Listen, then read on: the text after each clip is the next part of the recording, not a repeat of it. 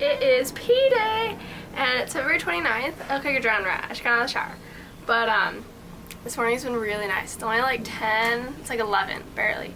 And, my deputy and I did like our studies and everything, and I worked out, and like, we ate like a little, like, breakfast like 6:30, and then we had the idea, we're like, oh my gosh, there's this Belgian waffle place on the edge of our sector. So like, let's jog, like, we'll just like leave our like gym clothes on and we'll jog to go get waffles. And so that's what we did. Such a good idea. Oh my gosh, waffles tasted so good. And then we probably jogged like almost like 2 miles to get there too. I was really happy, and like I didn't even have to stop. I'm in kind of better shape than I thought I was from walking all day.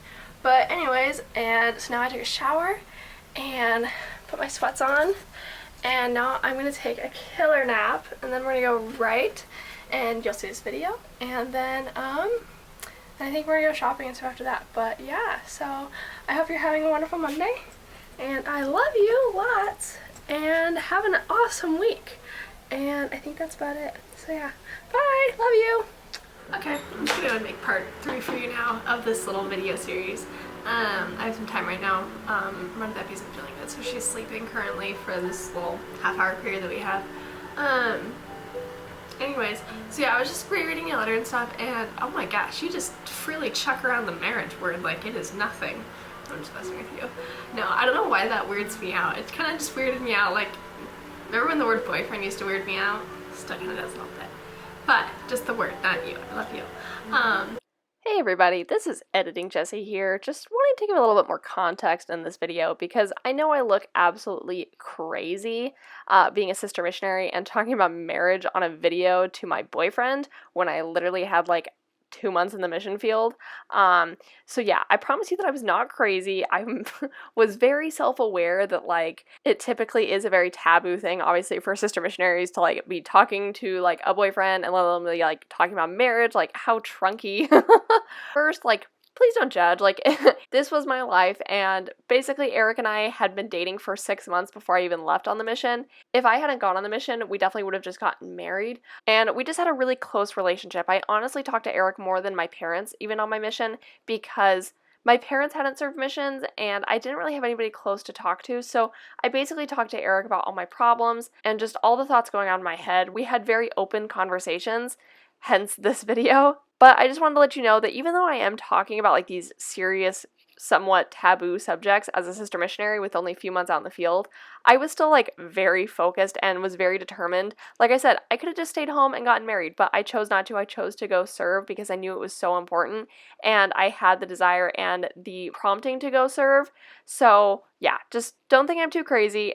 Honestly, I was kind of embarrassed about this video and have really been hesitant about even posting it because I didn't want everyone to be judgy and like think that I was like a bad missionary. But I realized that even though it might be like a little bit embarrassing on like the surface, these are the realities of being a missionary who has a boyfriend waiting at home and being in a long distance relationship. And it's serious conversations. It's not just avoiding those serious topics just because you're on a mission. Like, those topics still need to be discussed. And so these are just the realities of being in a relationship like this. So I thought it was important that you guys saw the real side of that, and that honestly, being in a long-distance relationship as a sister missionary is not always easy, and you couldn't just skip over all the hard subjects all the time. Also, I said this was part 3. I honestly can't find parts 1 and 2. I don't know if they exist. I don't really know what I was talking about, but I have scoured over all of my files and hundreds of videos and could not find the supposed parts 1 and 2, so I'm not sure the whole context of this video. I mostly created this video for my own personal organization of my mission vlogs, so that way then one day I can always go back and look at them and they're in like an organized manner. So yeah, take what I say with a grain of salt, and there's a little bit more context, a little more backstory for you, and I hope you enjoy the rest of the video. Thanks for watching.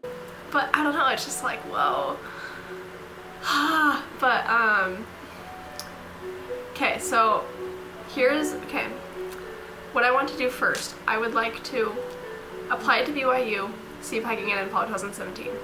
If I do not get accepted, I am going to get as many credits done through online classes that I could, and live in Provo and do those online classes to then apply for the winter. Oh, fetch. Wait, can I do that? Oh, I can't even apply for winter then too. Dang it. Okay, so I gotta figure that out. Because I can't apply for winter because I won't have those credits yet.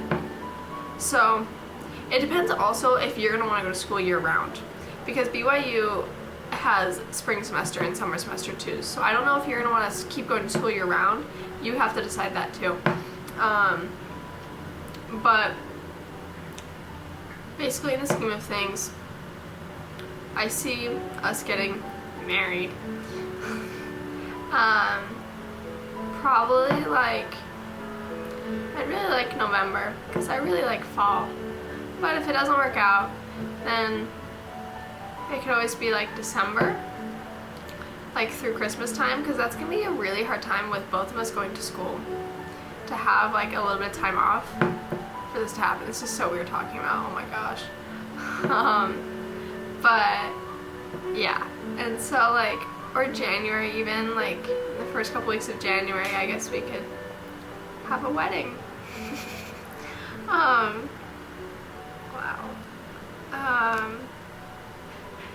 What else? Yeah, just you need to get to school as soon as you can. Then when I get back, just gotta figure out a way that I can see you as much as possible and then get my schooling done too. What else? I don't know, I just appreciate like, oh gosh, I'm gonna cry. Why am I crying? I don't cry. I just appreciate like your eternal perspective on things. Like, I like that you're a planner. Oh, it's so great that you're just not like chucking things to the wind. I love it.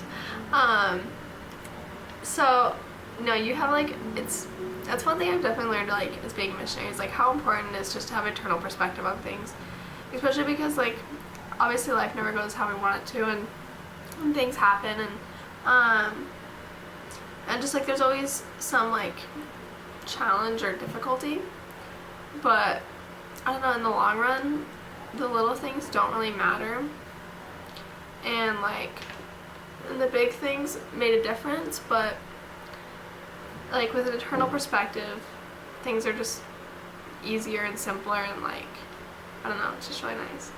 And so I definitely come to like appreciate that, and I really appreciate that in you. Something I was contemplating a lot about was like, holy crap, like I don't know, like I've loved you like ever just a couple, like I really like fell in love with you just so soon, like when we started dating, and then just like I don't know, in my head it was just like, oh, like yeah, I could totally see myself marrying Eric, and I never really thought about it much until like the past couple weeks, and I was just like, holy crap, like Eric could be like the one I marry. Like, oh my gosh, like it didn't worry me like you. And so I was thinking, I was like, okay, if I was to change anything about Eric, what would I even change? Literally the only fault I find in you is sometimes, very few times, you're just a little cheesy.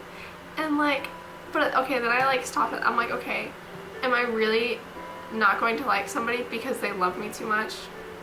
No, that's such a stupid reason. But other than that, I cannot find like a single fault in you or anything that I would change that I could find better in somebody else. Like, it's not possible.